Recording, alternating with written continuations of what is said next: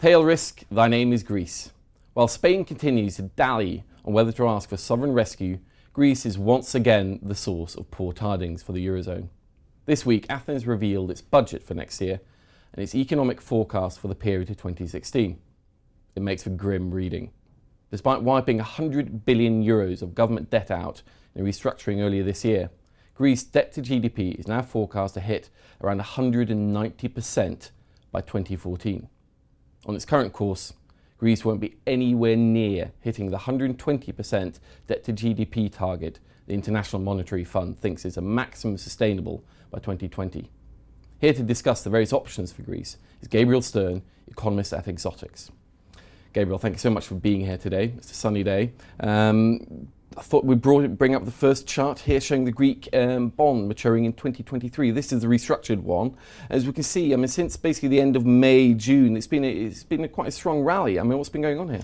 I think what you see here is one of the great policy oxymorons of the Euro crisis. In one sense, I think policy got so bad that it actually started to work. What do I mean by that? Well, in some sense, what you needed was a lot more formalisation of shared liabilities. You didn't really get that, so the institution stayed weak, so capital has continued to flow out of Greece and the other weak countries, and therefore the actual build-up in informal liabilities, such as ECB, proxied by Target 2, got to such a point where I think Angela Merkel decided that the exit costs were too big. The contagion was too big. So what you see here in this chart is markets anticipating Angela Merkel's decision that Greece stayed in for a while longer and Greece exit probability is going down. We've also seen a slight tailing off here. Is that people getting a little bit more scared that Greece may still be struggling to stay in the Eurozone? I think that's right. I think the risk really, if you're an investor, is the real downside if Greece does exit when prices could fall back to 8, 9, even lower. But so it's the political fragmentation that people worry about, and whenever you see something bad news or risks or strikes or problems getting austerity packages through, I think that's what markets worry about. If we bring up the second chart here, we can see how the economic forecasts have been downgraded again and again and again by the IMF. Right now, the economy just looks completely shell-shocked. But at the same time, the debt is just rising. Clearly, this is unsustainable. We've already restructured the private sector debt, and presumably they're not going to take any more hits. Do we need a restructuring of the official sector debt held by the ECB, the other European countries?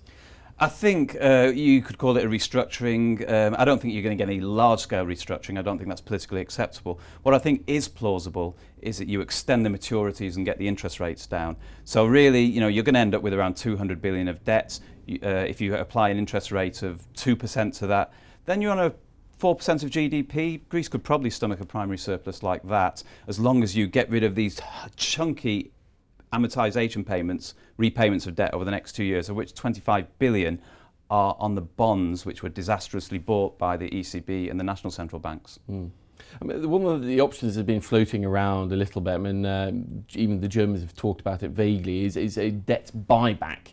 And we know these from emerging markets, but I gather they're not always the fantastic successes they're made out to be. They're superficially very attractive. They always get talked about. Why? Because you're buying back at a big discount and it's market friendly, it's voluntary. I say superficial because, why waste all this money on, it could be 20 billion if you bought it, 33 cents in the euro for 60 billion. Why waste that 20 billion when you could actually use it to get the Greek economy to recover?